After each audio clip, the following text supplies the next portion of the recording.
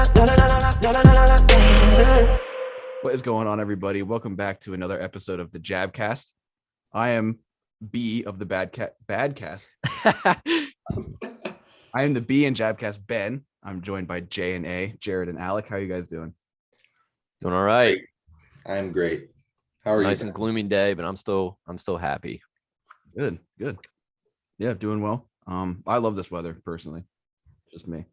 Well, I have completely different. I actually weather than prefer both of that. you. Oh yeah. What's going on there in Tampa? It is a small breeze, 100% humidity. And it is 77 degrees outside right now. Wow. Yeah. Sounds torturous. Dry fit shirts are like important down here. One time, just a quick story. I convinced my friend for like a minute that 100% humidity, the atmosphere turns to water.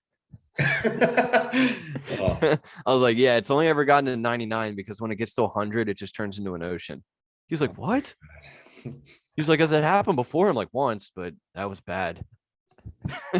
That's how we got the Pacific Ocean. Yeah, I think I tied it into like Noah's Ark or something.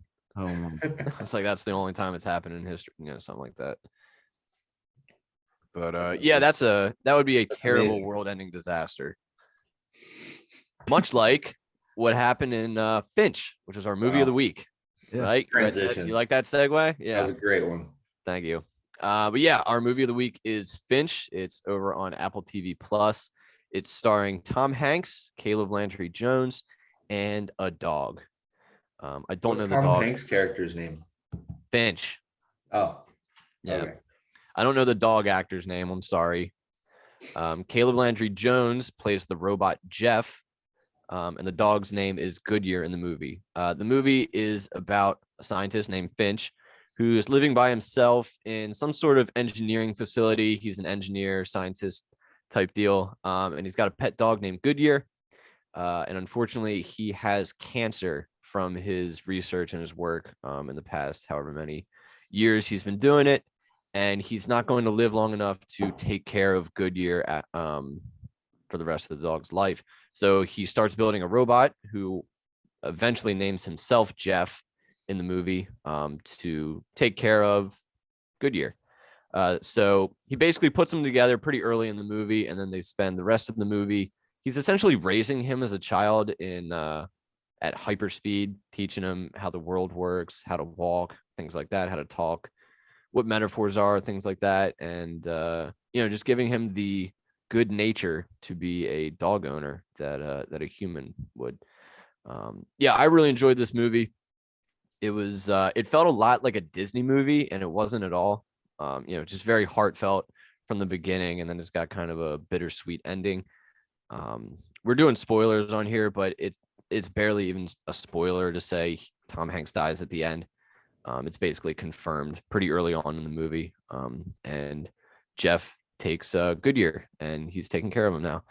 The motion capture for Jeff is fantastic. I believe Caleb Landry Jones did it himself as well.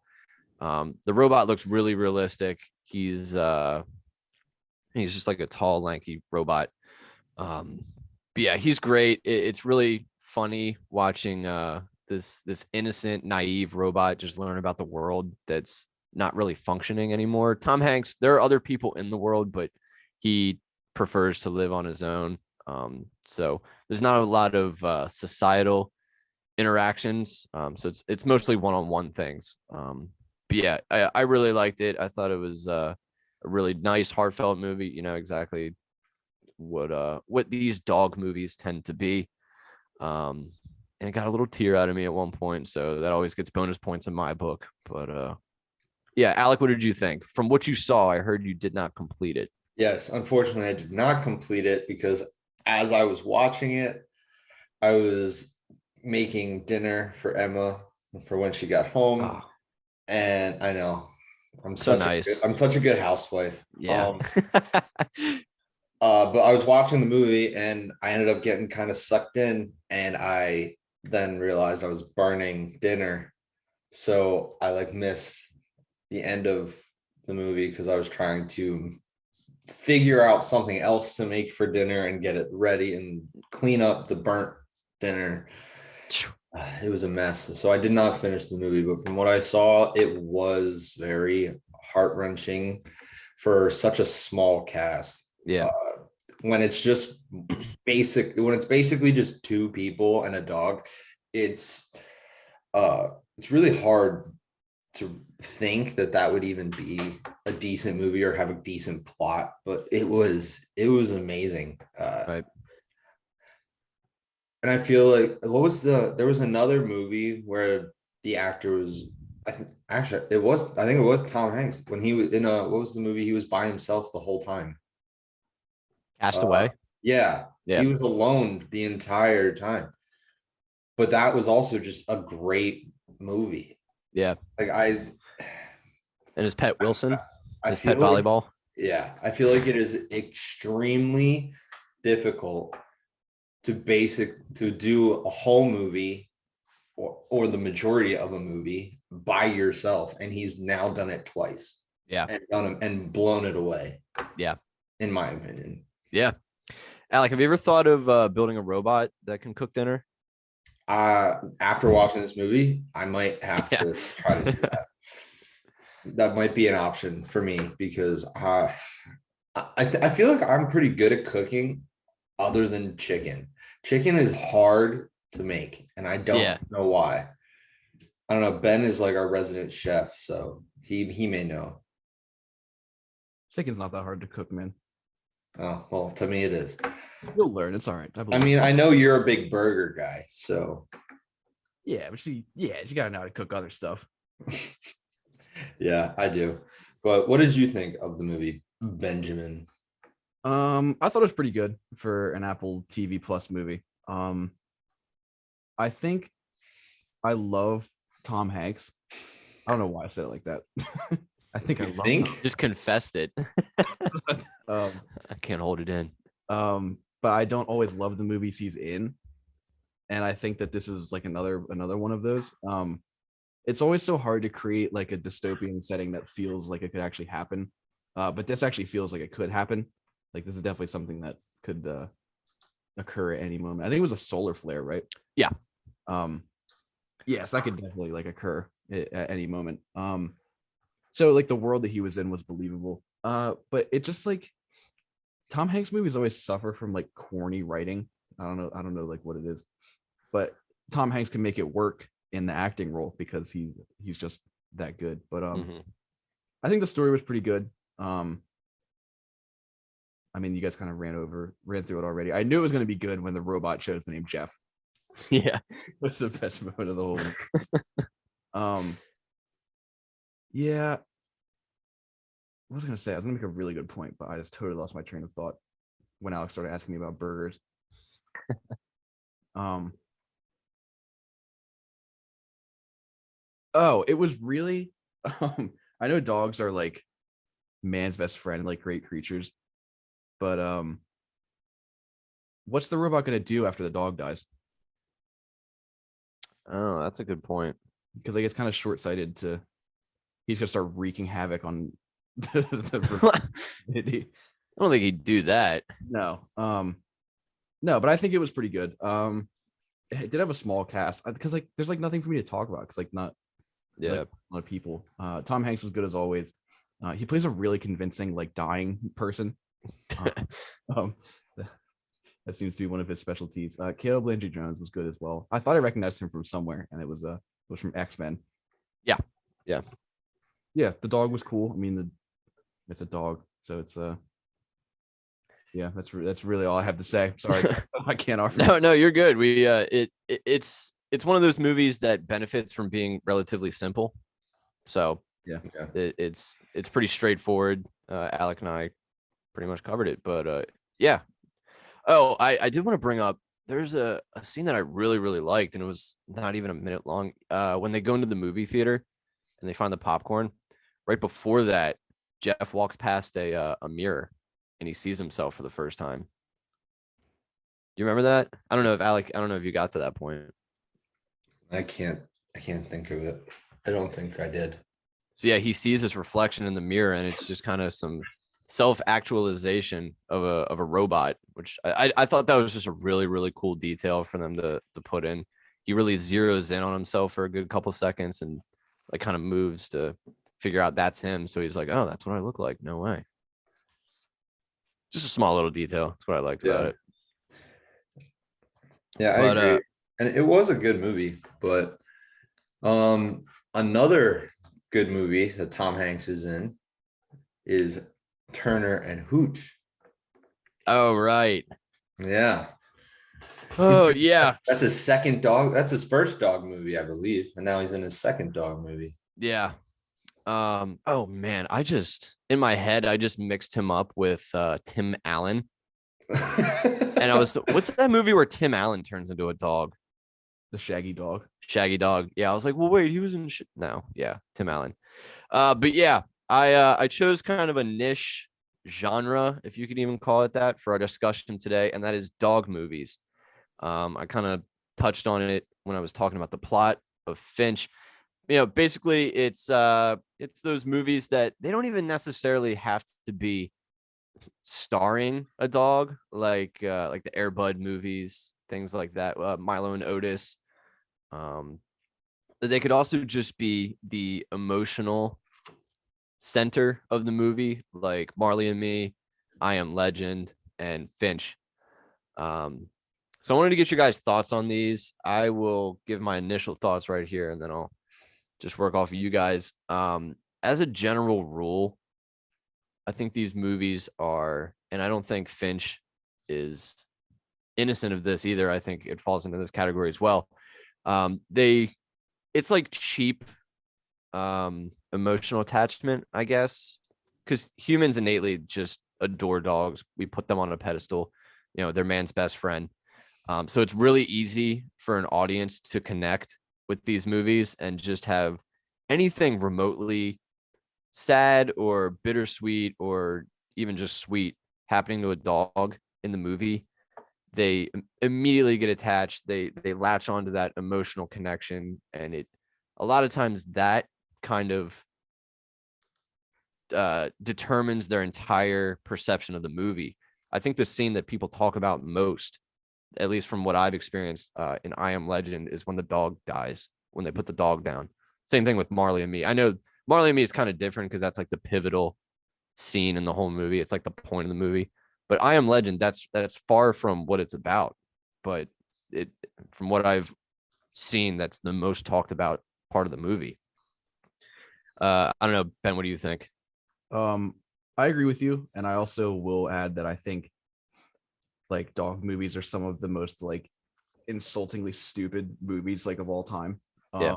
Because they do rely on like, it's like, oh, here's a dog, so that's like an excuse for us to. I don't think it's like an excuse for them to make a bad movie, but they just rely on dogs to like draw people in and make them watch. I mean, I don't like what are some dog movies? Throw some out there. I'm looking at some on Google right now. Well, there's like specific dog movies, or like just kind of what Jared was saying. I think dog movies and movies with dogs are like two different things. Like dog movies,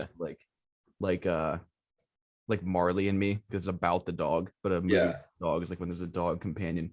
Like I would say Call the Wild, the one that came out a year or two ago with Harrison Ford. Yeah. I would say that's a dog movie, but they didn't use a real dog. It's a CGI dog. Yeah. For an hour and 40 minutes, and it's really bad. Yeah. Like Marmaduke, stuff like that. I would say like even animated dog movies. Like Isle of Dogs. That movie's amazing. Isle of Dogs is really great. But like that I would say is a dog movie. Yeah. Whereas like kind of what like Jared was saying, like you could even say like John Wick is a movie with a dog. Yeah, I would agree. Yeah, the emotional connection. Yeah. And then Scooby-Doo. Scooby-Doo. I don't know if these are connected at all. Their titles are so similar. I feel like they are, but it might just be they're that derivative. A Dog's Purpose and A Dog's Journey. Yeah. You guys heard about those? Mm-hmm. Yeah, those are like, I know at least one of them, maybe two, are from the dog's perspective. And that's even I was saying about that emotional attachment. Well, now we know literally exactly what they're feeling and everything, and it's a Yeah. dog. So that's even put to a higher pedestal than originally.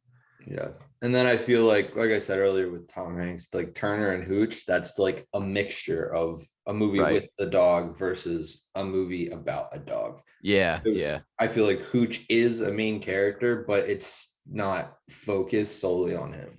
yeah, Yeah, I just think, just to summarize, like I was all over the place there. I just think that like dog movies are kind of like lowbrow, like lowest common denominator. It's like, oh, well, we have a dog, so you're gonna come see our movie. yeah, yeah. Low hanging fruit. Yeah. Alec. I kind of feel the same way. Like, it also all depends on how they're made. And Right. there are a bunch of them that are just like strictly kids movies meant for whatever, like all the Air Bud movies. Airbud. Yeah. Those yeah. ones are all just like, oh, look, it's a dog playing games. And I would even throw the Beethoven movies in. Yeah. That, Yeah. along with anything animated with a dog, like Bolt, kids movie. Right. Obviously. One that I would say honestly is a few that I would say that are a little bit older would be like Good Boy, which is I don't know if you guys have seen that one. Never seen Good Boy? I remember seeing that movie when I was Good boy. younger. Yeah, Good Boy has Kevin Nielsen in it. It is an intergalactic dog plot from Sirius, who is the dog star. They visit Earth to verify the rumors that dogs have failed to take over the planet. So that's like a little weirder. Yeah. And it is still a dog movie. It has Kevin Nielsen in it. Molly Shannon, they're like the parents in this Yeah. one. Liam Aiken, I don't know if he's still doing a whole lot. Matthew Broderick. Yeah, he's in it. I never pronounce his last name right. But yeah, like he's in it. I think the cast is all right, but the whole point of the movie is pretty much like these dogs are trying to take over the planet. Yeah. That one, and then another one that I would say probably isn't for like that one's still for kids, but I feel like not like the same kids that Bolt is for. You know what I mean? Yeah. Yeah. And then along the same lines would be Snow Dogs with Cuba Gooding Jr. in it. Oh, right. Yeah, I do know when that he one. when he goes up to Alaska and ends up mushing dogs. Yeah. But kind of to wrap everything in, I kind of want to hear what your guys' expectations are for Clifford the Big Red Dog, which man, we could have comes done out like a little bit later this year. That's out. Is it out? I didn't realize Yeah. it was released yet. Yeah. Yeah, I kind kind of want to hear your expectations for it. Yeah, we could have. That would have been funny. We should have done like a double feature. Yeah, I saw the trailers. I can't believe out of all the movies, Ben was just talking about the Call of the Wild that have used CGI dogs. I don't know why. And this is kind of CGI. It's a real dog, but they blew it up and made it red. You know what I mean? Like it's real footage. I think it's probably like a yellow lab or something, and they just made it red. Yeah. But it was like a real dog acting, and they just blew it up on the screen instead of making it CGI. Mm-hmm. That's smart. Yeah, but it looks so bizarre. Unless I'm wrong, and maybe it is just CGI, but it really looks like they just like I'm looking at a picture now. It looks photorealistic. I think it looks better than the Call of the Wild dog. Absolutely. Yeah, from like an accuracy standpoint for sure. It just looks, I don't know. Like the dog itself is fine, but I think putting it into scenes, which I think is called digital compositing, looks off. So it's like a different type of bad, I guess. Yeah, I definitely can see what you mean, especially when I'm like looking at images of them walking Clifford. Yeah, exactly. That's what I'm looking at. Yeah, like it looks, it does look off. Yeah. But it looks better. Yeah. Also, I feel like a dog. I feel like many animals for CGI are just really hard to nail. Yeah, they are. Also, it's just weird to me. I grew up watching Clifford the Big Red Dog, and I always kind of Yeah, I pictured know. him as like an adult dog because he has an adult voice, but this one's like a puppy. Does he Yeah. even talk in the movie? I don't think he No. does. Yeah. I think this is more from like the people's perspective of owning Clifford, as opposed to like the actual stories of where Clifford is doing things Mm. and talking to other dogs. Yeah, it just feels like a weird choice to make him a puppy and to not talk. They'll just set it up. I kind of want to know Sure, what installment. kind of dog is he? What were you saying, Ben? That'll set it up for future installments. You can make. Oh it- yeah, Clifford too. Clifford the bigger, redder dog. Let's see. What kind of dog is Clifford supposed to be? A big red Um, one. What are you talking about? Yeah. Wow. Thank you for taking the easy way out there. Jeez. It says Clifford is a mutt. Well, Comedy. Thanks. mixed with You really he's took a the he's easy a way out. regular dog mixed with a really big one. He's said to have characteristics of a giant Vizsla. Giant dog. Back then he was just the size of a pony instead of a horse. A bloodhound. Oh, because he's So red. I get it. so like the cartoon that we grew up watching and reading was he was supposed to be a bloodhound.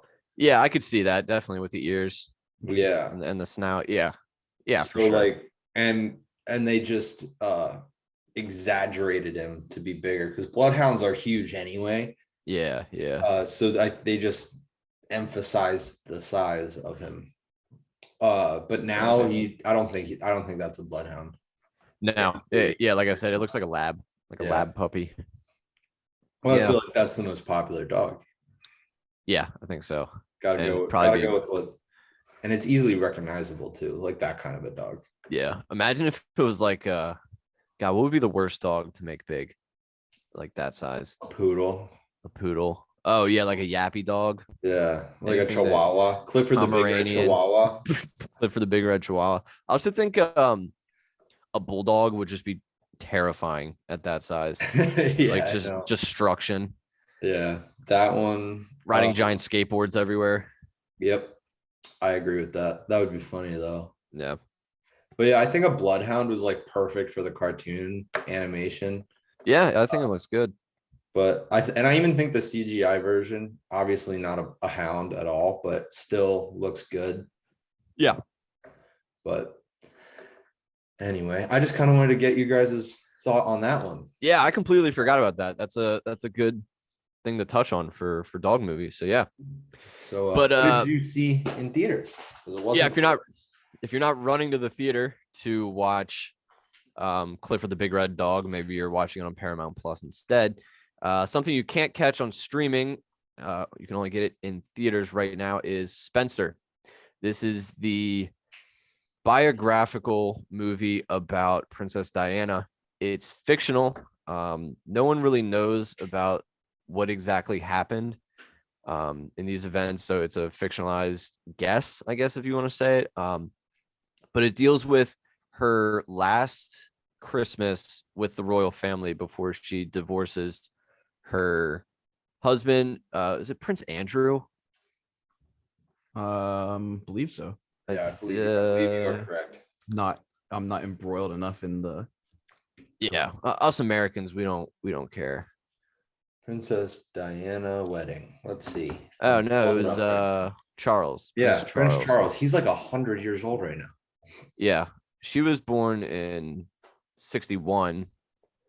She died when she was 36 and 97. So yeah, I guess she would be 60 something right now. But yeah, that's besides the point. So yeah, it's a fictionalized retelling. No one knows what happened exactly.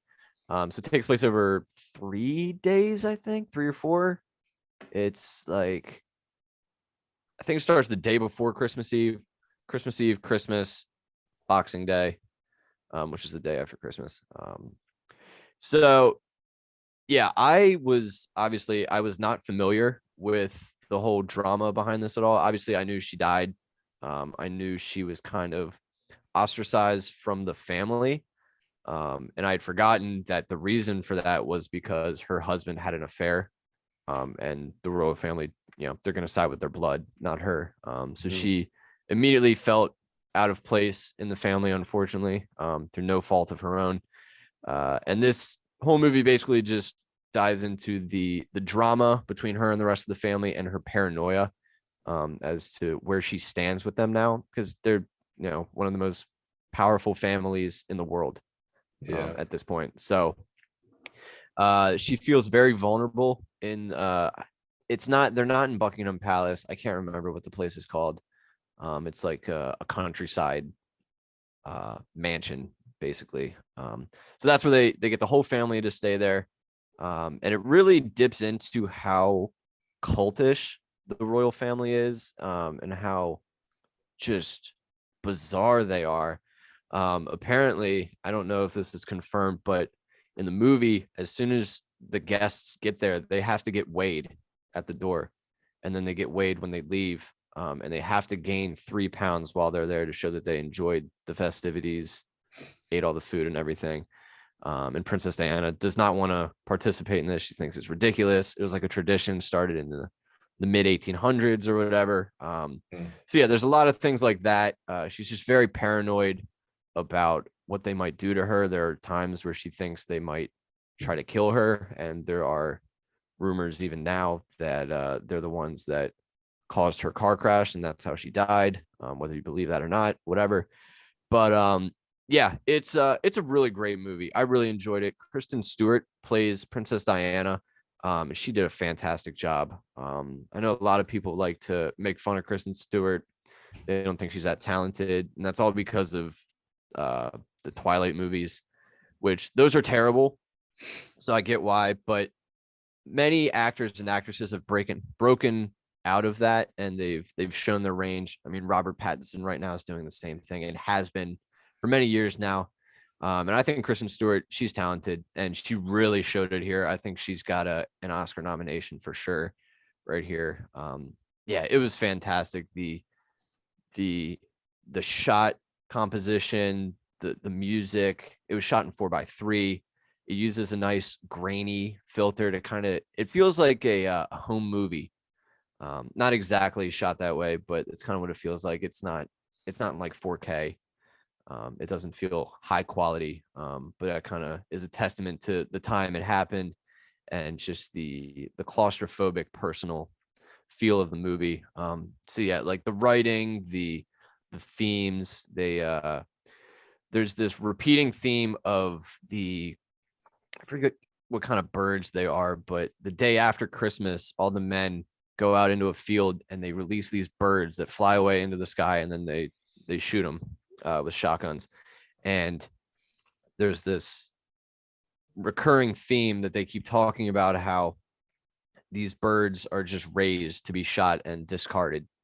That once they've met their purpose, they're thrown away. They're garbage. And Diana keeps connecting with this. She thinks of herself as one of these birds. So that mantra keeps building up throughout the movie. It's haunting her.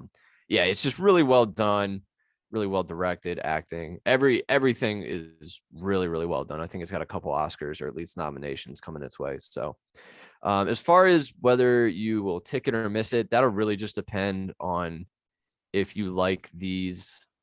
It's very much an indie film. My theater was not very full at all, but walking out, I literally heard every single person I was in the theater with say they didn't like it on the way out.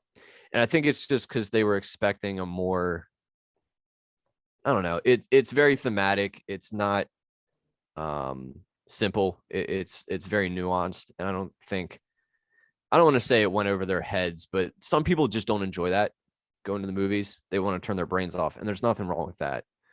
So if you're looking to turn your brain off, this is not a movie for you. You could stream it later if you want to spend less money and have the ability to turn it off, pause it, whatever. But for me, I really, really enjoyed it. If you're a movie buff, I think this is a it's a must.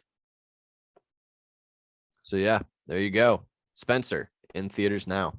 Why is it called Spencer? Spencer is her maiden name, I believe. There are parts in the movie where she grew up right around the corner, and she keeps wanting to venture back to her home estate, and I think that's her, wanting and thinking what her life would be like if she never got into the royal family and just stayed in her own family. Yeah. I'm looking at the royal family, like family tree right now, and it's massive. There's so many people. Yeah, it's crazy. And to think that like every single person on this list who's still alive has almost a 0% chance of being king or queen of England. Yeah. I mean, they don't hold any political power now, but still. Yeah. Oh, Ben, I forgot to tell you, the movie was written by Stephen Knight, who did Peaky Blinders. Oh yeah. Yeah. Seen his name a lot recently. He's a talented guy. So yeah, that's my ticket or missed it for the week. Nice. So what are we going to be watching for next show? Yeah, what so should all of our fans be watching? I had the honor of picking the movie this week, and I totally forgot about it until today.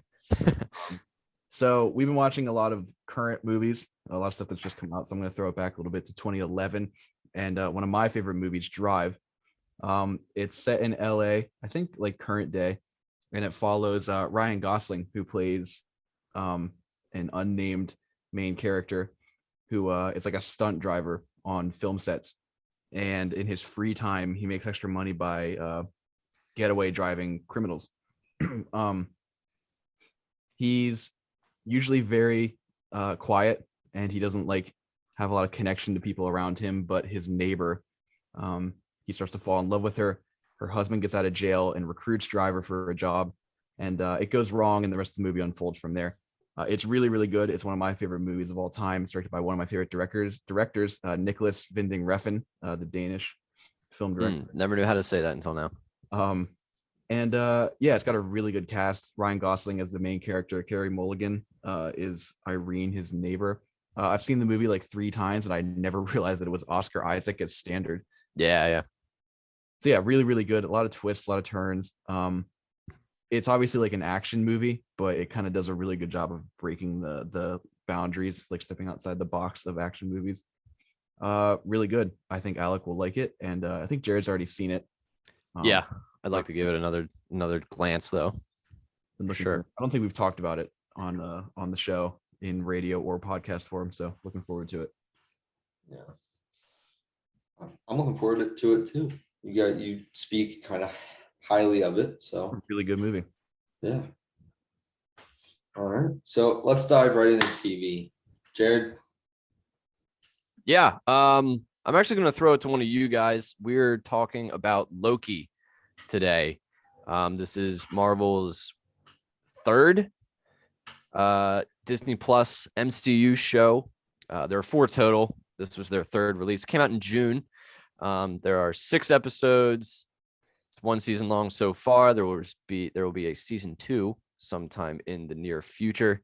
And this is kind of Marvel's first exploration into the multiverse. It's kind of kicking off that saga on the back end of the Infinity Saga that we just came out of. So, Alec, why don't you start us off here? I've got so much to say about this show, so I'm going to let you guys talk first, and then I'll fill in. I loved it.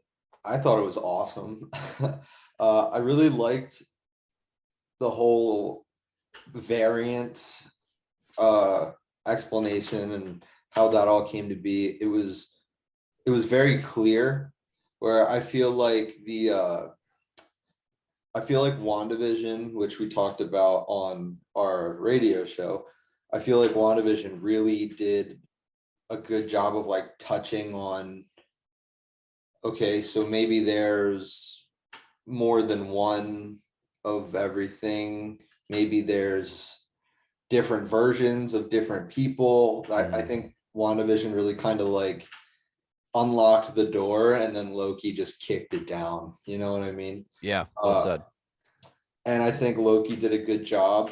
At times I feel like episodes were a little slow, But I also think it was good at showing how Loki was learning what was going on with the audience. You know what I mean? Like Right. Loki Yeah. Yeah. really, because he even though he's the god of mischief, he doesn't really know what's going on here. And I think it does a good job of showing us his journey of understanding through this entire thing. One thing I didn't really like about this though, and I don't know if it's just Loki or if it's Loki's the perception of Loki from the time we first meet him up until now. Mhm. I feel like he has gotten incredibly weaker up until now. Yeah. Throughout this show, he seemed he used his powers almost never. And he was constantly getting beat up. I feel like he was just he's becoming weaker and weaker. And I don't know if there's a reason for that. But I mean, I understand he's not supposed to be like a Thor or an Captain America style like character, but he seemed like he put up some kind of a fight through all the Thor and Avenger films, whereas in Loki, he doesn't seem like he's even like trying to fight back.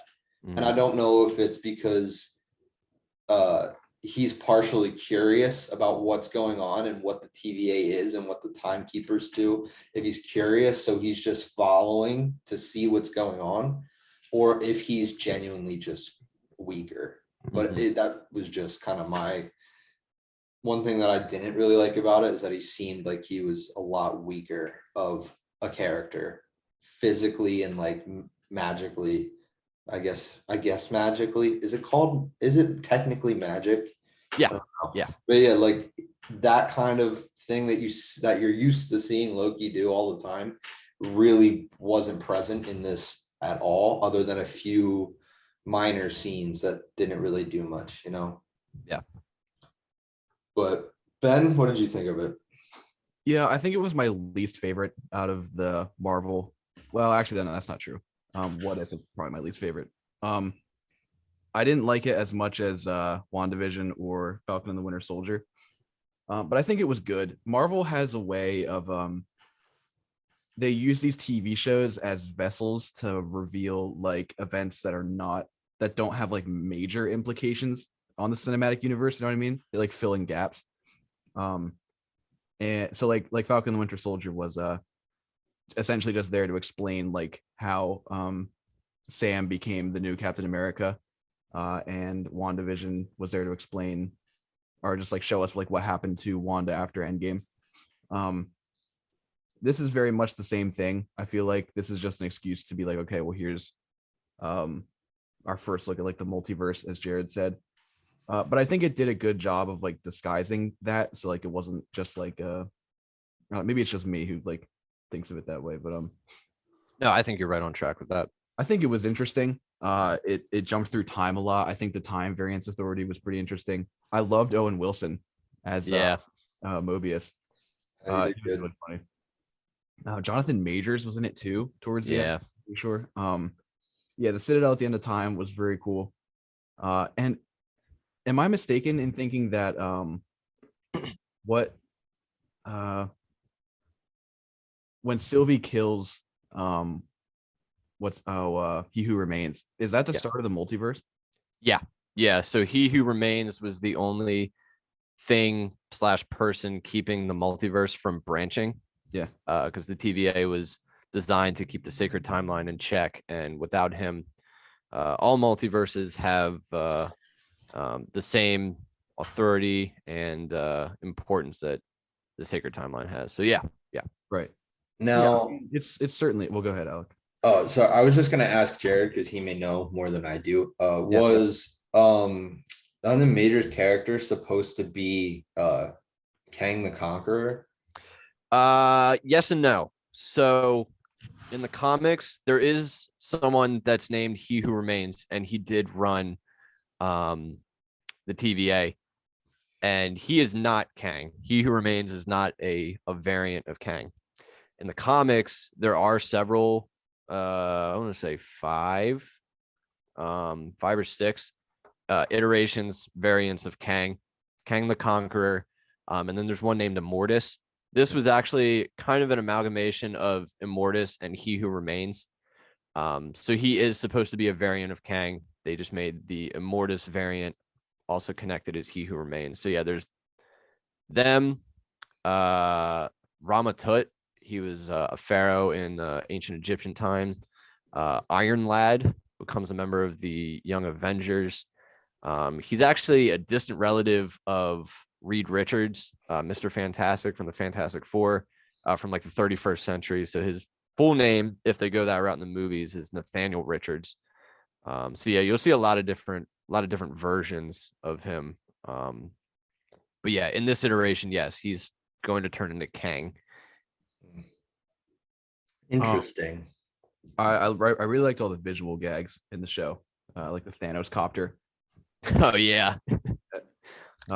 Yeah. Marvel really did a good job of like using it to because theoretically like the multiverse is like infinite, right? Yeah. Oh yeah. Like, oh, okay, in this universe the Thanos copter existed, and here Yeah, they would like throw in jokes like that. Yeah, I think it was good. It just didn't like stick with me as much as WandaVision or Falcon and the Winter Soldier. Yeah. But it's always nice to see Loki again. Yeah, in a game. I think he's one of the MCU's best characters, I think. And they know that. I think that's why they made the series. Yeah. It was I like I said, I enjoyed it. I think it did a great job in explaining the multiverse. Yeah. A little bit better than trying to like Google it on like fandom websites, you know. In the movies, we've only seen the multiverse in like post credits. Like in the new Venom, we see there's a moment where like the multiverse like fractures, and yeah, Venom's like brought to this universe, and a couple other things like that. It's like it's not really talked about in the films, but with something like this, now that this like I said, it explains like what happened and like why it happened. Gives right more depth. Yeah. Like, do a lot of characters right that we know of right now even know the multiverse exists? No. And that's kind of my thought process through watching Loki, was like Loki was learning about the multiverse as we were. I mean, fans know it existed, but the characters in the universes, I don't think know. Yeah. And I think this kind of just went a little bit more into detail about multiverse and everything. Well, it's interesting to look at because, you know, pretty much all of Loki took place outside of time. And it kicked off not even before it kicked off before the very end of Endgame. Mm-hmm. You know, this branches from Endgame, so you'd still have to watch it before you can watch Loki, really. But the thing with that is there are a ton of projects that take place like canonically after this. So the what's it called? The multiverse exists in the background of a lot of these things. I'm trying to pull it up here. Well, what if that's kind of the first jump into multiverse possibilities itself? But then WandaVision, for those. Yeah. I want to. Then you have WandaVision, Shang-Chi, The Falcon and the Winter Soldier, Spider-Man Far From Home, and Eternals all take place after Loki. So the multiverse is like in the background. Yeah. And now it's breaking in with Spider-Man No Way Home next year or next month. I think kind of like, sorry, Ben, go ahead. No, I think that the Shang-Chi, I don't know why I said that like that. Shang-Chi. Yeah. I think the Shang-Chi post-credit scene kind of hinted at that with Wong. He was like looking at where the rings came from. Oh, right. Deep, like in the universe. So yeah, I think we'll see more of that. Alec. Yeah.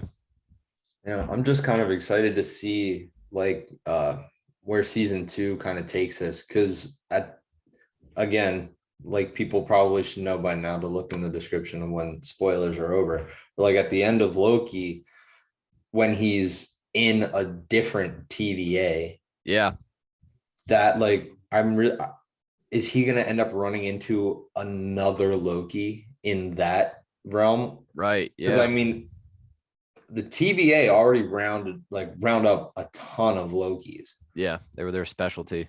Yeah, and that's something I kind of hope gets answered in season 2 as well. Like why does it seem like only Lokis were in that like land of being pruned, you know? Yeah, Or why were Lokis the only ones alive in there? yeah. Yeah. Oh, and that brings me to another point you brought up earlier about how you thought Loki got weaker. It was very weird. He was faced with different levels of challenges this whole series. And we don't really know the power level of a lot of the things. We know the TVA could well, his powers didn't work in the TVA facility. So that's why they were able to control him so well. And then or like he fought the possessed people that Sylvie was controlling, so that's her magic, so that explains that. But then, and this is a good point that you brought up. It's kind of weird because he's like Lamentus when he fought the people on the train. We don't really know how powerful they are. Yeah. And then there were other points where he really demonstrated more power than we've ever seen him do before. In that same episode on Lamentus, when that building's falling, he freezes it and reverses time, so it goes and like builds back up. I've never seen him do anything like that before, and he never does anything remotely close to that again. Yeah. So it's like weird, and that is a good point, and I think it's not. I guess it's a problem that like his powers are just so ill-defined and inconsistent, but at the same time, I think that's inherent in Loki as a character. You never know like what he's doing or why he does certain things, but yeah. But I mean, even Loki says in the season, he says Lokis are stronger than they think they are. Yeah, and that's how they were able to defeat Eliath. Yeah. Yeah. So I guess we'll see, because we're gonna get a season 2 soon. He might be in Doctor Strange 2 as well, so we'll have to wait for that. But I'm a big fan of the show too. I live and breathe the MCU, so anything that's lore heavy like this is just an absolute treat for me. Kang is one of my favorite Marvel villains ever, and we didn't even really get to see him yet, but just the prospect that this is kicking it off for him is so exciting for me. I can't wait to see him. He's going to be in Ant-Man 3, July 2023. All right. Very much looking forward to it. Well, but for next week's season, are we going to do number 1, number 2, or number 3? I don't want to spoil what we're watching, what the shows are, because I don't want the people to know. So what do you think? 1, 2, or 3? Well, I'm impartial to one season things just so it's easier to finish and talk about, Yeah. No, and we did it with Ted Lasso, but I feel like when it's number 1 might be a little much. Yeah, just also because, and we talked about it too with Ted Lasso, it builds on things in season 2, but it's not too much new to talk about compared to like a fresh season. Yeah. At least back to back like this. So yeah, I think we should stick to one season stuff. Yeah. The only reason was because I thought 1 was pretty like popular. So that's a good point. Yeah. But yeah, I just picked either of these because they're relatively short. One is 5 episodes, around 45 minutes each, and I think one's 6 episodes, like 25 minutes each. So it won't be a chore or a burden to watch them. Well, I do not have a preference. So Ben, you can make the choice. I don't have a preference either. All right, Jared, you pick. All right, we're watching Metal Shop Masters for next week. This is I found it on Netflix, just scrolling through. I don't know if I talked about Blown Away on the show when we were on the radio at all. It was a competitive show of glass blowers. Yeah, and the characters, they're not characters, they're real people, but they feel fictional. They're so ridiculous. And you have to be weird to be involved with glass blowing. So I imagine we're going to get the same types of people in Metal Shop Masters. So I just want to see if we can get some bizarros in this series as well. So it'll be pretty easy to watch, nice and quick. I'm hoping they make all sorts of weaponry, maybe some dorky armor, things of that nature. So yeah, I'm excited. All right, Ben, take it away. We're diving into music now. Yeah. Yeah, Play the records. I don't have access to post-production tools that you do. Yeah, as always, I'm just gonna keep giving rundowns on our music section. My Yeah. mind's all over. Horn section. I don't know what's happening. Every time I try to talk, I'm like having a seizure. Yeah, our music discussion. We always exchange albums, then we talk about the albums we exchanged, and then we exchange more albums in a never-ending, godforsaken cycle. I'm excited. Yeah. So, as we always do, we were assigned albums by our corresponding members. So Jerry gave us "Weight of the World" by Maxo Cream, which Alec. Yes, I got all the way there. I even read it in my head like 10 times. I was like, mayo cream. It's And- Maxo Cream. Yes, it's Maxo Cream. I just think it's funny. It's funny. It is funny.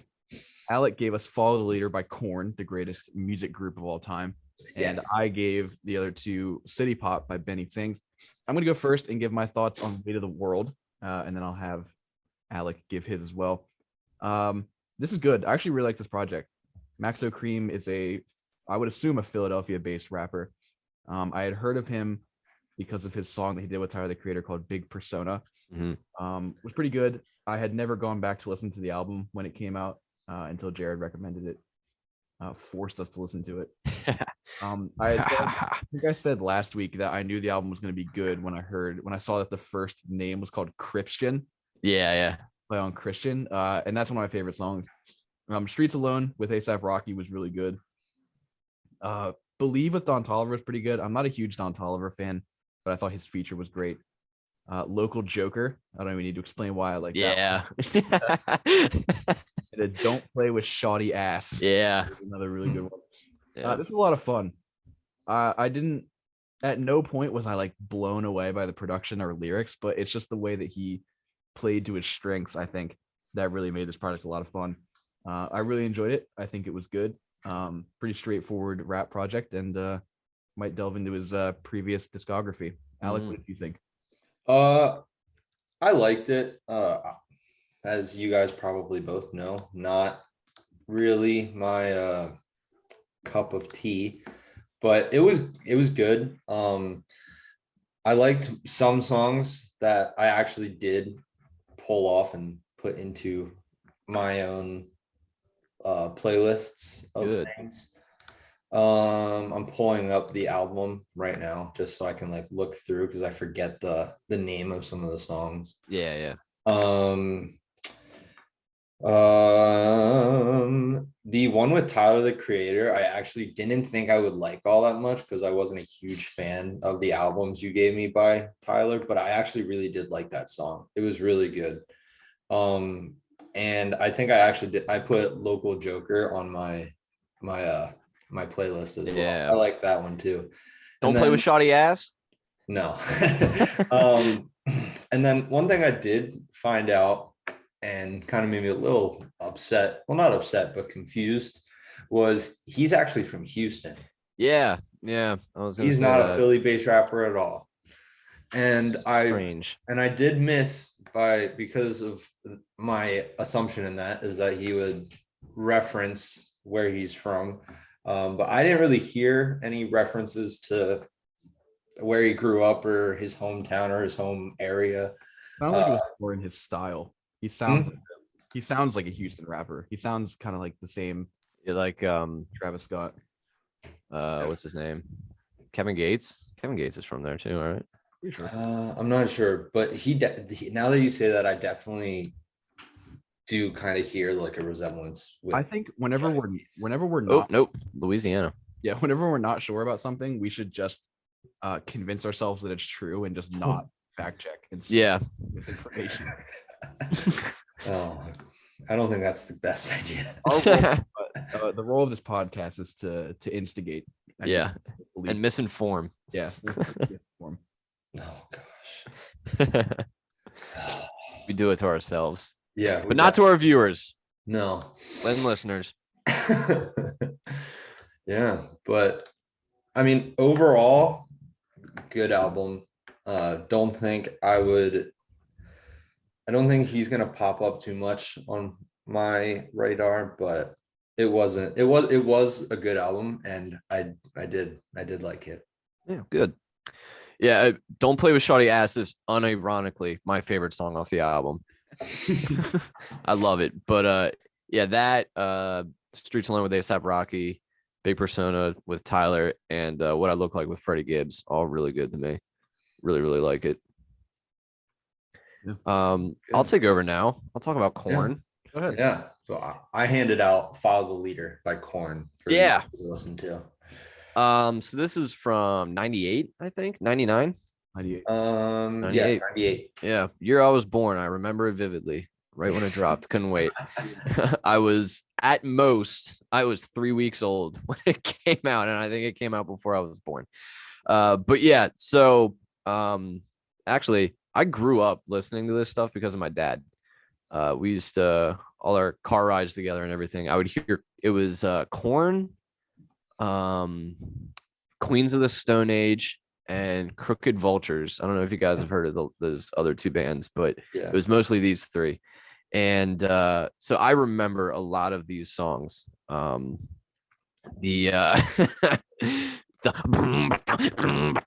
whatever.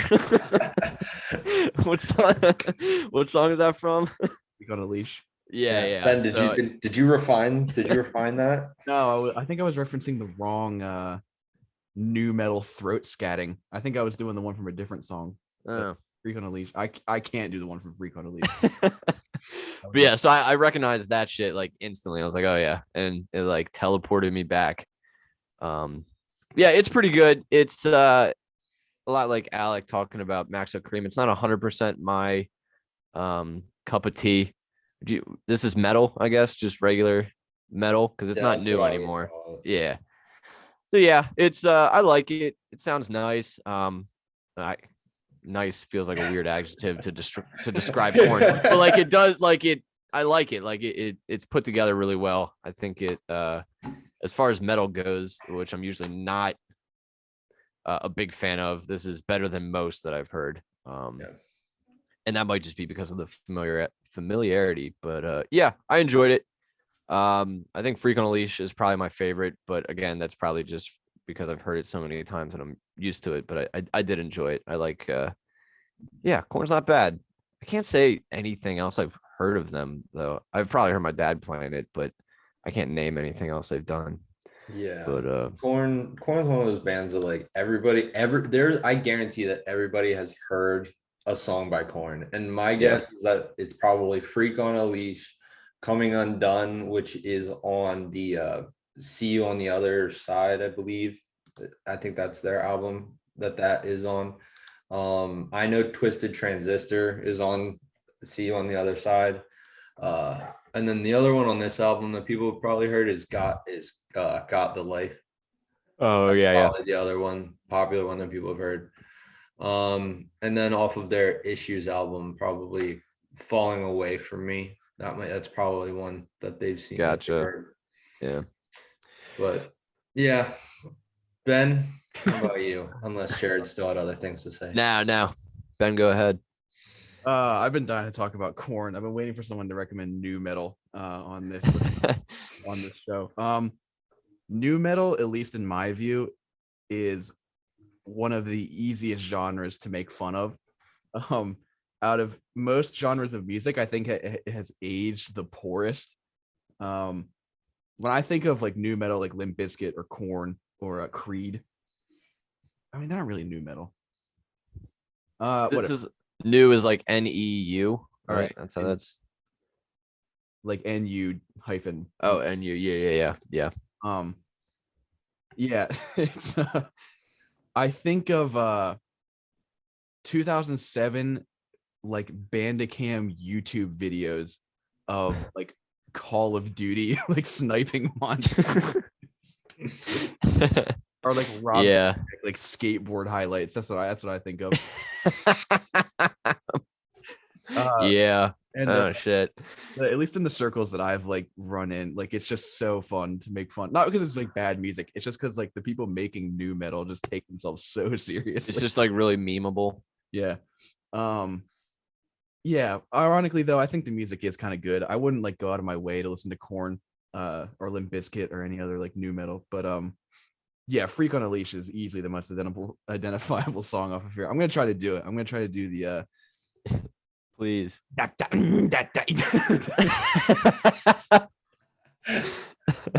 was pretty good. Yeah. Great. It's like metal scubopping. What's that called? Scatting. Scatting. Yeah. Yeah, I mean, I don't love this music, but it's just Metal. it's almost funny to listen to. It's like you're listening to like a parody artist. I don't mean any offense by that to people who actually like Korn for the musical value. It's just to me and the associations that I make in my brain, it's just really fun. Yeah. To make fun of this music, but it's not bad by any means. You can do much worse if you want to listen to new metal or grunge or whatever. But yeah, this album specifically, I think it's pretty good. I had never listened to a full Korn project ever. My dad really wasn't into this stuff the way Jared's dad was, so I wasn't like exposed to it when I was younger. I actually didn't even like recognize any of these songs. There's a song with Ice Cube, which I didn't even notice that. What? Children of Corn. Korn. I didn't know it was him the first few times I listened to it, and then there's a song called Camel Tosis. Dude, I must have just like not. Oh, you know, I threw this on when I was at the gym, so I wasn't like looking at my phone. I missed all these names. I feel like Corn and most Corn projects are gym projects. Yeah. You put it on at the gym. Yeah, that's why I waited for it. I was like, yeah, this is the perfect time. This isn't like, all right, let's sit in the car, drive, and analyze this music. Yeah. If we ever have time in the future, we should do a segment on like gym playlists, like what's on our gym playlist. Yeah. Yeah. But yeah, this album has a lot of comedic value for me, but it's certainly not bad. I did enjoy listening to it, even if it just got like laughs out of me. Yeah, good recommendation, Alec. I really enjoyed listening to this As album. he says, laughing. Yeah. Not being sarcastic. But yeah, so I gave the other two City Pop by Benny Sings, totally different than Korn. Not even Yeah. Wow. Yeah. Benny Sings would be terrified to be in the same room as Korn, I think. He might piss himself. Yeah, I'm gonna let the guys take over and give their thoughts on it. Alec, you want to go first? Sure. I wasn't a huge fan of this album. At times, like certain songs, I felt like I felt like I was just listening to the intro of a song for 3 minutes at times. Like, and it sounded good, but I felt like it just got repetitive and old with the song itself. I mean, there some of them are instrumental songs, correct, Ben? And I wasn't just like No, you're right. zoning out, missing the lyrics. But I don't know, some of the songs just felt like he was looping the intro for 3 minutes. Yeah.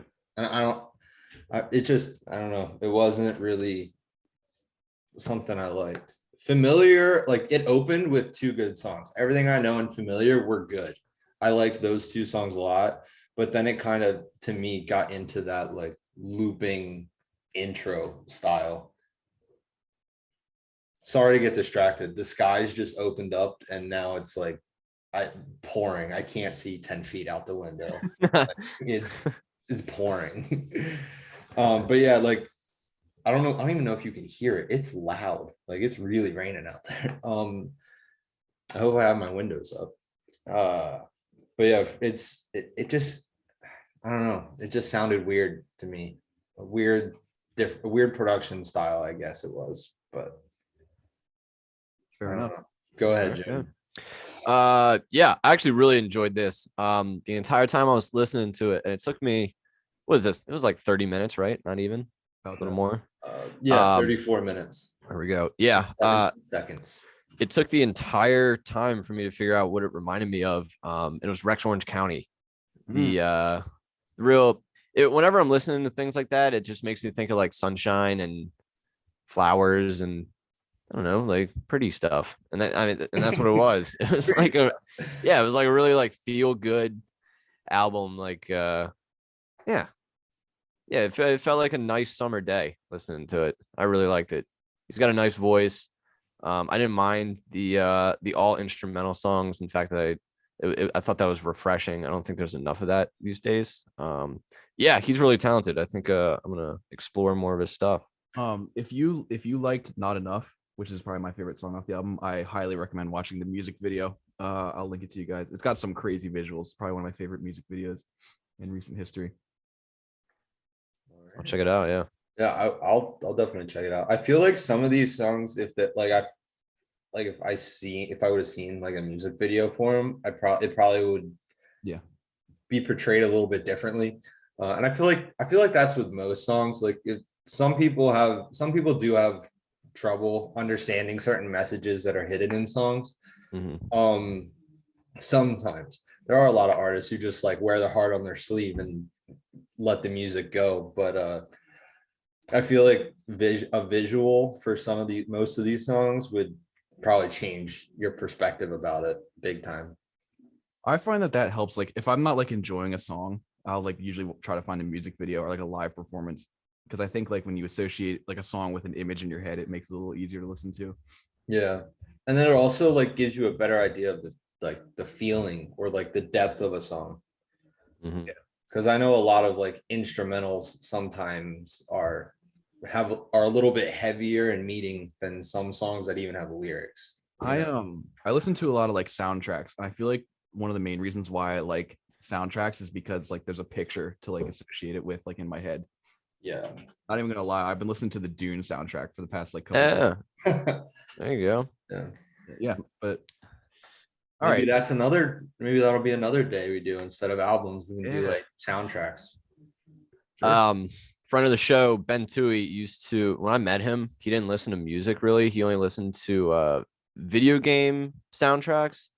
It was mostly Skyrim and Lord of the Rings, some movie soundtracks. That was his playlist. I was like, what? Jeez. Yeah, that Skyrim soundtrack be hidden though. Yeah. I'm just like, after he told me that, I would just see him in the hallway walking with his headphones, and I'm like, he's like, he's got the Dragonborn theme playing in his head right now. Yeah. But Jared, what are you handing us this week? Yeah, so this is a new album. I couldn't really think of anything old, and this one's been on my mind for a couple of different reasons. Just came out on Friday. It's An Evening with Silk Sonic by Bruno Mars, Anderson .Paak, and Silk Sonic. This is their duo group. I think Silk Sonic specifically is the band. So that's why it's Bruno Mars, Anderson .Paak, and Silk Sonic. Yeah, it's R&B soul. If you guys want to check out the album cover, tell me what you think. There's not really much to go off of, but Yeah, it's just I mean, it definitely gives off that R&B vibe. The picture of them, it definitely looks like kind of like almost like Motown era yeah, style. 100%. Or like even like I can't think of it, like a Rapper's Delight style look, that like disco rap. Oh yeah, R&B. Sugar Hill Gang. Yeah, like that's what that looks like to me. Yeah. It looks like they're gonna go back, grab some of the roots of where they started making their music and make a sound like it. Yeah, same here. It's just their faces really. Yeah, it's I've been looking for an excuse to listen to this. I've tried to avoid it for as long as I can. That's just my inherent hater inside of me. yeah. Were you shocked to find out it just came out yesterday, actually? I remember they had been talking about it for a while, and they were like, "Oh, Silk Sonic this week. Something's coming this week," and then just like Yeah. like Yeah, a it was smaller music video, but it was first announced March. Yeah. It can't be this year. March last year, or is it March this year? I think it was this year. Phew, time is a vortex these days. I can't tell. Yeah, it's crazy. Yeah, no, I'll give this a go. I'm not the biggest fan of either of the headliners in this group, so I guess Yeah. guess we'll see. Yeah. I mean, I like Anderson .Paak. I think he's different. I was actually watching the freshman ciphers, the Yeah. XXL ciphers, the other day, just like looking through old ones. and I saw the Anderson .Paak one, and I was like, oh, that's kind of cringy. Like some of the people on those, like I'm like, oh, have you guys made anything since then? Yeah, a lot of them haven't. Like the Lil Dicky one makes me laugh every time. his That his is one of the best I've seen, honestly. It's Yeah, fun. his is good. And then the 21 Savage one. I remember we made jokes about that one because of his opening bar. It was just so funny. Oh, what does he say? He said like he sent his girl to the store. Oh, because he ran out of soda. Whippy Yola. Something like that. Yeah. Yeah. But yeah, Anderson .Paak's cipher, like he didn't seem like that great of a rapper, but I like his R&B stuff. Mm-hmm. But Yeah, I am giving you guys an album that is not R&B, it's country. Jason Aldean's new album called Macon. It's actually Why is it called that? What? Sorry. Why is it called that? Why is it called Macon? Yeah, what is Macon? Macon is a town in Georgia. Oh, okay. I don't know. Never mind. Yeah, I just thought it was like a play on words with bacon for some reason. That's actually the baseball team in Macon. There's a baseball team in Macon called the Macon Bacon. Okay. All right. And then they play against the Savannah Bananas. Yeah. Nice. Okay. Yeah, but yeah, this is actually a 2-part project. This song is really 10 songs long, but then he puts 5 live versions of older songs on the album as well. But yeah, he released the first half of this album Friday, the 12th of November, and the other half is expected to come in March, I believe. But yeah, this is a really good album. I think it kind of like circles back to some of his first albums in sound. But yeah, I kind of want to just give out a new album because I gave you guys Waylon Jennings. That was very much like the roots of a lot of country, and I want to give you something kind of new to hear the transition. Yeah. I think I'm looking at my phone is not on me right now, so I'm just looking at Google. Is the picture's just like him hanging out of like a window, right? Yeah, it's him, like kind of orangish reddish. Yep, that's it. Yeah, okay. Yeah. I mean, not much to go off here. It's just Jason Aldean and it says Macon. I guess that's a tour bus or something. Yeah, or is that a house? It's supposed to be like I think it's supposed to be like one of the like retro buses. Okay, yeah, like the You know what I mean? shape like a tube, kind of. Yeah, Yeah, like one of those yeah. retro RV tour bus looking. Yeah. Okay. Yeah. That's what I think it's supposed to be. Yeah. I don't know if I've actually ever heard Jason Aldean. I probably have. I can't name a single song or album. Yeah, I'm sure you have. And I mean, like if you guys want, I don't have to listen to the live renditions. They're not really a part of the album. They're just kind of like from his bonuses. score. Yeah, but like those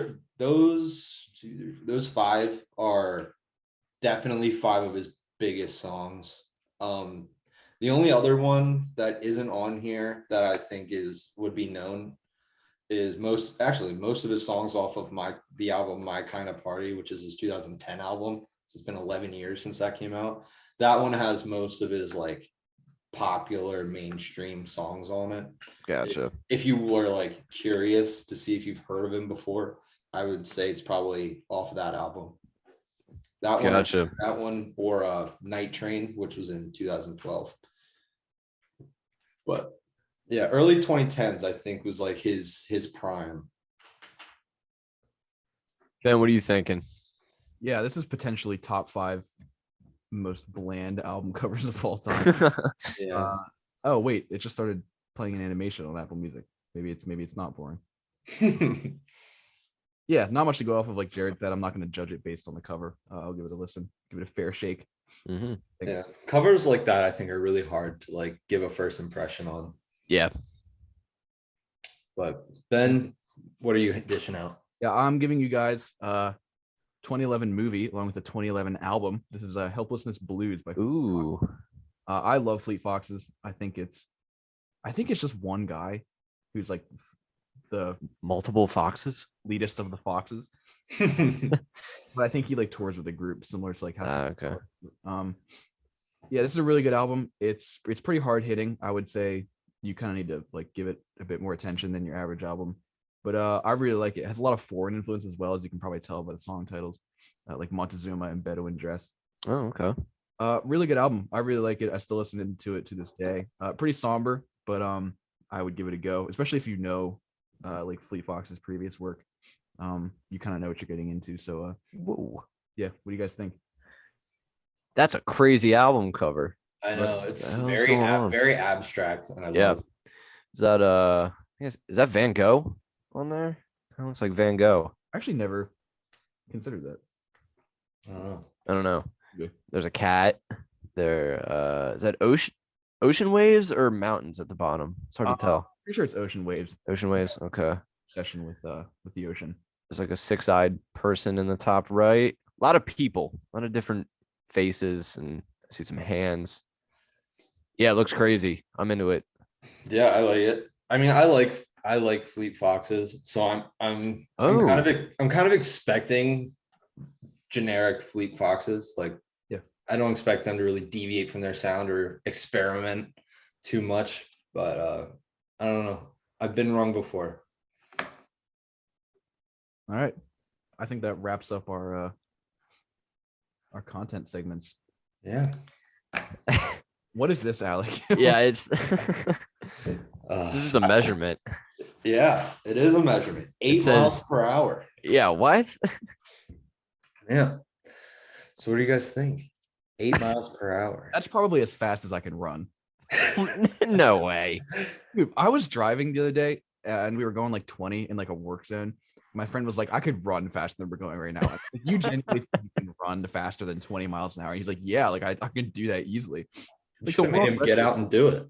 The world record is 27.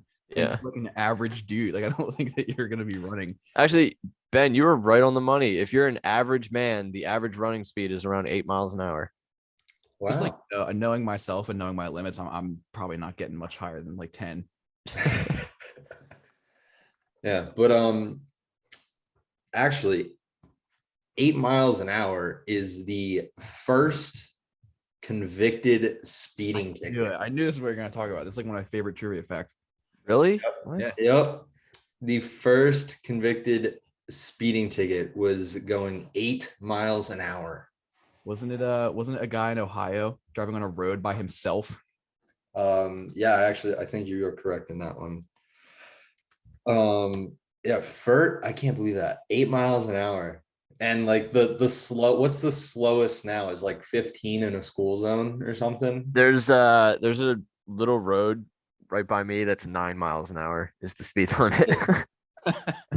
It's so annoying. Yeah. What year was this? First speeding ticket. I'm on medium.com. I'm scrolling down to try to find it again. First given in the Because I'm just thinking, if that's the limit, because let's just put it in perspective. Today, average speed limit's like 60 if you're going on the highway. Yeah. That's like an eighth. It's a little less than it's around an eighth of the speed, and that's the limit there. So, like, could you imagine being Ben? Your friend said it just felt insanely slow going 20. Yeah. And then these people are going 8 and they're like, oh God, like you're going 7. You're like, oh, can you speed it up? And then you're going 9. You're like, Jesus, I want to get there, but I want to get there alive. Your dad says that you're going 9 miles an hour. Seen, like a really old car from like the late 1800s. They didn't have steering wheels. They had like a handle that you turn, like move. Yeah. Left to right. It's like 0-point turn lawn mowers, but not with that turning capability. Can you imagine, like, it's like you're driving like a wagon, like a wheelbarrow. A jalopy. Yeah. Oh, yeah, I found it.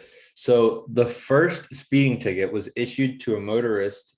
It took place January 28th, 1896 in Paddock Wood, Kent in England. Yeah.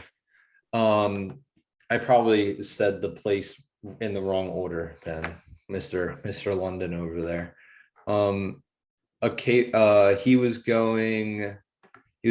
He was a constable spotted a fast driver named Walter Arnold speeding down the street. Since the constable didn't have one of the early motorized vehicles, he had to give chase on his bike. So he was chasing after him on his bike. I didn't have to chase for too long. Probably caught up to him in like Yeah, I know. When he stopped him, it was a 5-mile chase. Oh my God. What? He was, after the constable stopped Arnold after a 5-mile chase, he cited him for speeding. Arnold had been going 4 times over the posted speed limit, Which was going 2 8 miles an hour. While that sounds 2 like a miles an lot, hour is the the speed limit. at the time was 2 miles an hour. Are you Arnold was kidding fined. me? He was fined 1 shilling. I'm not sure how much that would be in today's money. Average walking speed is 3 to 4 miles an hour. Yes. You just can't go in that area. Like, You ever heard people that go, if we were going any slower, we'd be going in reverse? yeah. Later that year, the city council changed the speed limit on that road to 14 miles an hour. Improvement. Yeah, from 2 to 14 in 1 year. Arnold, interestingly, Arnold was one of the sons of the William Arnold and Sons Company, which later became the Arnold Motor Carriage Company in 1986. They had acquired a license to build Benz automobiles in the United Kingdom in 1895, and Arnold was driving one of these automobiles at the time of his speeding. I don't think I So gave he was speeding in a Benz. Wow. Yep. How many shillings did you say? 1. 1 shilling in what year? It was 1896. To today's money. Do some quick maths here. Yeah. Here we go. Oh, this is the dollar. That's not what I want. And actually, the first result was the article. Oh, which was worth $26 US. Okay, or 26 US cents. So 26 cents. Then it would be $8.56. Wow. not bad. So, and then Yeah, I could do a couple of those. further down, it says the first ticket given in the United States happened a few years later to a New York taxi driver named Jacob German. Yeah, that makes who was- sense. Who was going 12 miles an hour in an 8-mile-an-hour zone. Also, the Manhattan Police Department chased after him on a bicycle. I'm walking here. Hmm, Pretty sure that they still drive at like only 8 miles per hour in New York to this day. Yeah. because of the traffic. That's the only way they can. Shoo. And it says that he was lucky he hadn't been stopped while taking a turn, because the speed limit for turning at the time was 4 miles an hour. Oh, wow. Interesting. And then the first speeding perpetrators weren't believed to be given a paper ticket at the time. So the first paper ticket that was given, which is how we get tickets now for speeding, was in 1904 in Dayton, Ohio, which I believe is the one that Ben was referencing. And he was also cited for going 12 miles an hour, and it was issued to be believed to be the first paper ticket for speeding. Very nice. Yeah.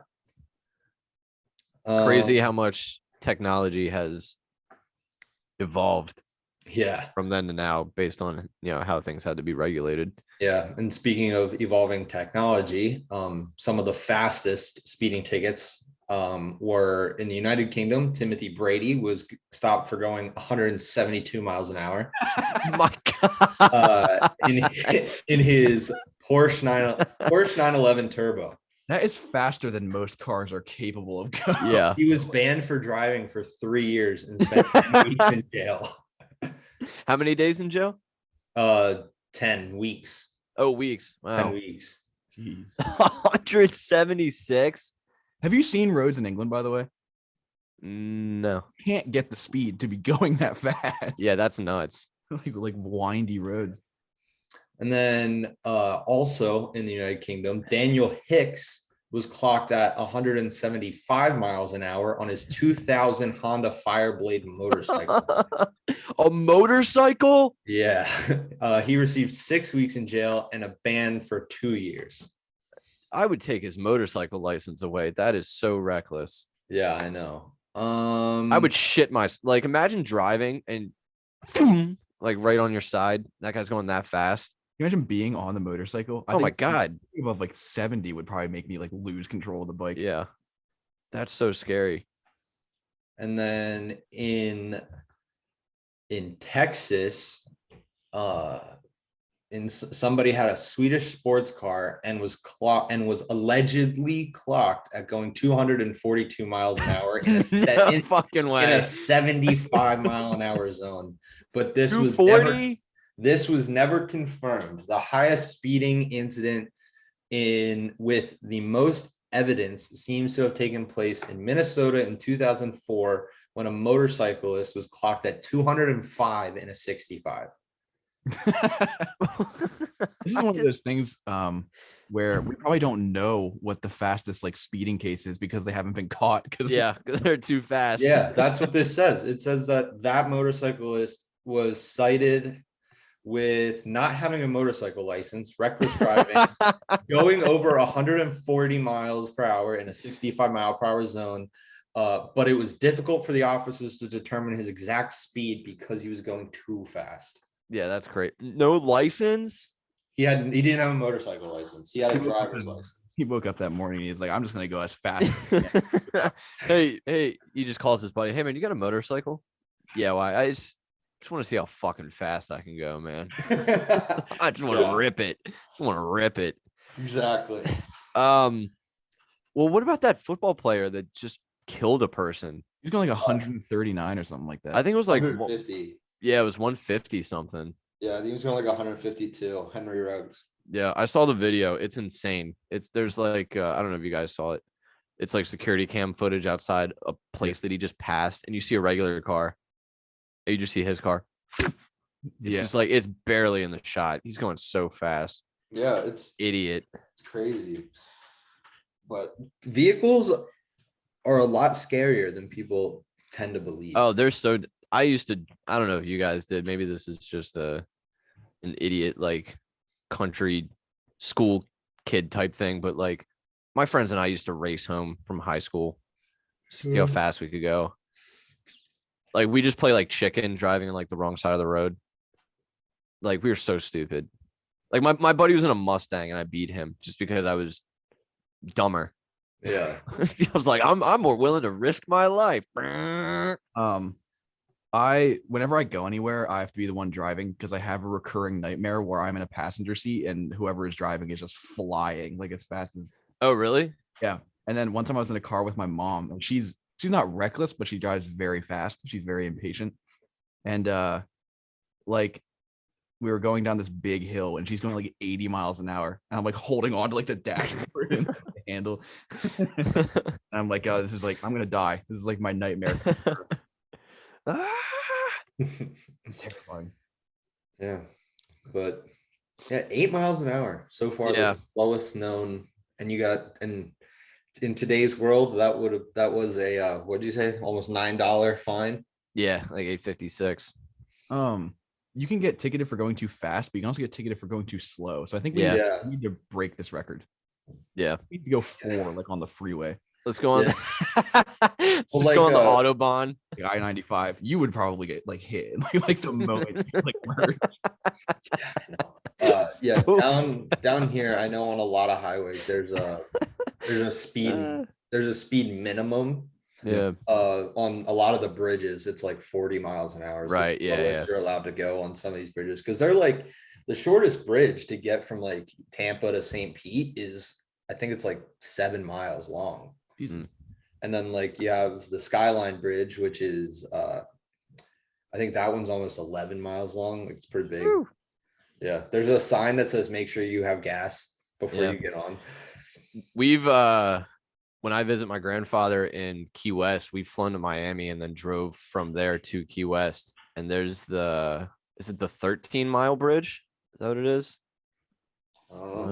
Bridge, Key West. It's like super long. We got stuck in traffic on it. 7-mile bridge. 7 miles long. So yeah, not even as long as even the one you're. Even down in Virginia, going to Virginia Beach, that bridge is huge. Yeah. Also, speaking of speed limits, you guys know it's a myth that you can't get pulled over going like 5 above the speed limit. Yeah. Like they could pull you over for going 1 over if you want. Yeah, 5 mile an hour over is like that's like the minimum ticket. Yeah. Like they can technically, because the limit's the limit and that's the law. So if they want to, they can pull you over for 1, but like they're not going to. I don't think anyone's ever gotten pulled over for going 2 over, but yeah, I think it's like I don't know. I wonder if do you guys know any cops? No. Well, I know people who used to be cops. I'll see if I can like get them on and we could talk about it. my buddy once, it is amazing the stupid things that my buddy tells me that he believes. And then as soon as it's exiting his mouth, I tell him it's wrong and he realizes it's wrong. He goes, yeah, man, my friend told me that cops don't even actually use the speedometers. They just look to see if you hit your brakes when they see you. And that's how they know that you're speeding. That's admission of guilt. I went, what? No, I know that there are, I know this, like the speeding guns and all that, the radar guns have to do with like the level of cop you are. Yeah. Like, I know, I think local cops, like township police don't use those. That like they can't use them. But I think it's like a county sheriff and above use like radar guns. Yeah. I could be wrong. I think it might start at the state level, but again, I don't really know. But I do know that I'm pretty sure local cops don't use radar guns. They use like a speed trap, which is like they time you from here to here when you're driving. That would make sense. I think that's how it is. But again, I am not a cop, so I do not know. Neither am I. Yeah. Or Ben, as far as I know. Yeah. So I'm not gonna let you know definitively. Oh, Ben's a narc, confirmed. Yep, there it is. I just admitted all these crimes I did in high school, and Ben's like, write that down. Writing the arrest warrant.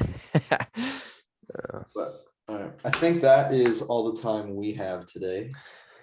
Another wonderful hour and a half with the Jab Boys. Always. It's always a good time to see you yes. guys. But tune in next week.